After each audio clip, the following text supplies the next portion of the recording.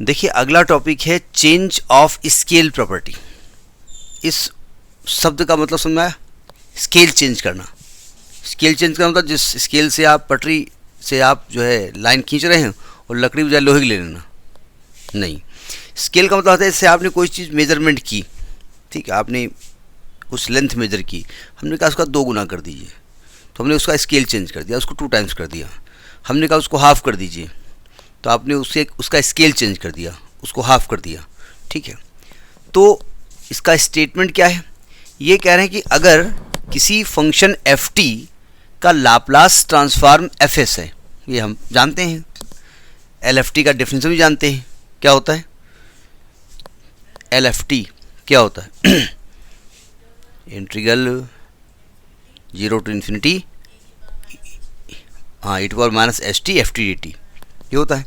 तो उन्होंने कहा अगर मैं t को ए टी मान लूँ, यानी मैं a टाइम्स कर दूँ, a 2 हो सकता है, 3 हो सकता है, हाफ हो सकता है, कुछ भी हो सकता है, तो ये आपका t में किससे मल्टीप्लाई किया आपने, तो ये 1/a एफ एस अपॉन ए हो जाता है।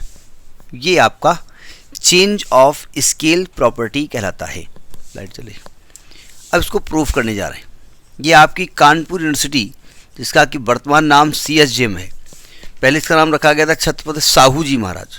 साहू, ये साहू जी, ये साहू वो लिखा गया था। तो ये साहू तेली को कहते हैं, तेली लोगों को साहू कहा जाता है। तो फिर मतलब श्री साहू जी महाराज था। फिर ये हुआ कि साहू जी महाराज नहीं, फिर छत्रपति लगा दिया जाए, वो शिवाजी वाले, तो छत्रपति भी लगाया गया, तो उनके नाम से। हाँ, मतलब ये नाम चेंज करके वो ऐसा सब राजनेता दिखाते हैं कि हम बड़ा उनका सम्मान करते हैं, लेकिन वो ये नहीं देखते वो कितने बड़े देशभक्त थे और कितना देश के लिए किया। वो या तो आप करिए तब तो ठीक है, मतलब आप तो पता चला कि अरबों कमाए चले जा रहे हैं। चलिए अभी फ़िलहाल वो CSJM हो गया है। ज़रा समझिएगा हम करेंगे कैसे। देखो हम पहले LFT का जो इंटीग्रल का फार्मूला लिखेंगे, ठीक है। बाद में FT की जगह क्या रख देंगे हम, ये FT बन जाएगा। तो जहाँ पर T रखा है वहाँ क्या लिख देंगे आप, AT, बस अपने आप जो आना होगा वो आ जाएगा, इंटीग्रल करेंगे।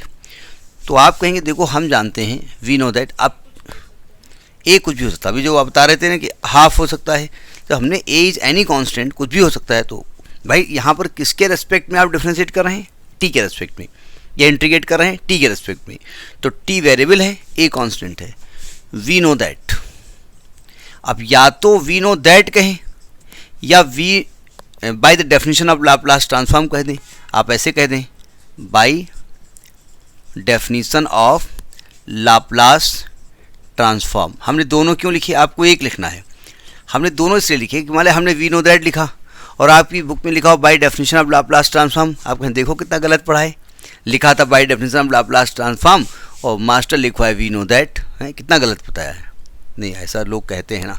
देखो लाप्लास ट्रांसफॉर्म ऑफ FT का फार्मूला क्या होता है, नहीं वो तो FS चेंज होके आता है, 0 to infinity e to power minus ST into FT dt, ये लाप्लास ट्रांसफॉर्म होता है। एक बात ध्यान रखिएगा, सावधान, ये जो t वेरिएबल है ना, जब आप लिमिट रख देते हो तो चाहे यहाँ t लिखो, चाहे यहाँ u लिखो, चाहे यहाँ x लिखो, value will be the same.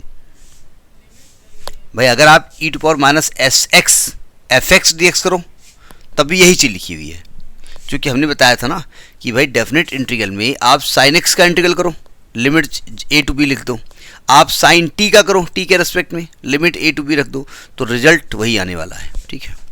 Now अब आपको क्या चाहिए, अब आपको चाहिए L of FAT, L of FAT चाहिए। तो यानी कि आपको क्या करना है, आपको यहाँ पर जहाँ t है वहाँ पर AT रख देना है, रख दो।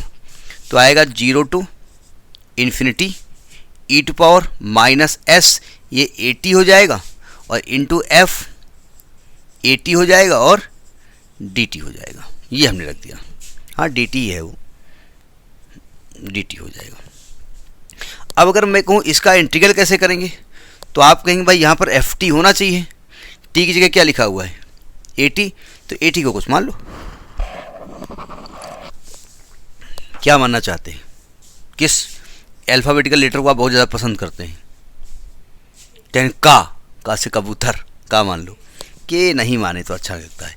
80 बराबर, अच्छा के क्यों? अच्छा इसलिए अपना नाम के से है, तो 80 को मैंने यू मान लिया। यू माने तुम, वही बात हुई यार की। तो जहाँ पर टी है वहाँ क्या लिखेंगे? यू अपान ए, और जहाँ डी टी है वहाँ क्या लिखेंगे? 1 अपान ए डी यू। भाई जब आपने टी वाले फंक्शन को यू के टर्म में किया तो डी टी को भी तो ब्रेक करना पड़ेगा। तो यहाँ पर क्या हो जाएगा? लिमिट बाद में चेंज करता हूँ। ई टू पावर, देखो 80 को आपने यू माना है तो हो जाएगा minus U S into F you हो जाएगा, और जहाँ पर डी टी है वहाँ क्या लिखेंगे? डी यू बाई ए हो जाएगा। कुछ गड़बड़ हो गया है क्या? एक मिनट यहाँ पर ए टी क्यों लिख रहे हैं? यहाँ पर तो एस टी होगा ना, ये तो टी का फंक्शन, या इससे थोड़ी मतलब होता हो तो यहाँ लिखा जाता है केवल, यहाँ थोड़ी लिखेंगे। तो टी को लिखेंगे S upon A, sorry U upon A, ये लिखेंगे आप। अब ज़रा इसको ऊपर लिखिएगा, वही हमने कहा कुछ गड़बड़ कर रहे हैं। यहाँ पर तो टी वेरिएबल लिखा जाता है केवल, किसके रेस्पेक्ट में हम इंटीग्रेट कर रहे हैं, देखो ध्यान से। तो ये चल रहा है L of F A T is equal to, हाँ लिमिट भी चेंज करेंगे। देखो जब ये लिमिट जो 0 टू इन्फिनिटी हो किसकी है? टी की। अब किसमें चेंज करना है? यू में चेंज करना है। टी को जब 0 करेंगे तो यू कितना आएगा? 0, तो लोअर लिमिट 0। टी को इन्फाइनाइट करो तो इन्फाइनाइट, तो ये आएगा 0 to infinite E to power minus S, S के साथ क्या आ रहा है? U upon A into F U D U, D U upon A, D U upon A.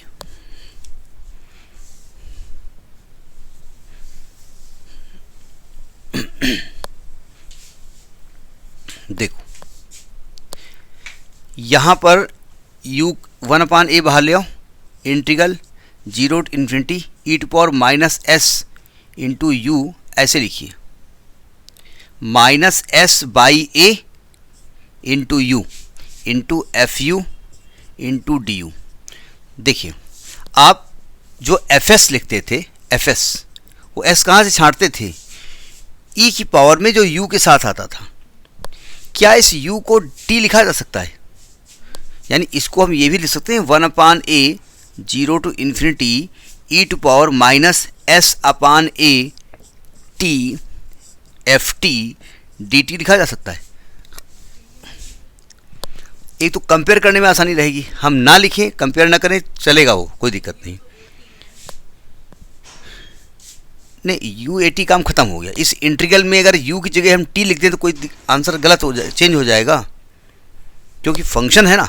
Function चाहे साइन एक्स हो, चाहे साइन टी हो, चाहे साइन यू हो, अगर लिमिट सेम है तो ultimately after integration value same आने वाली है। तो देखिए इसको क्या लिखा जा सकता है?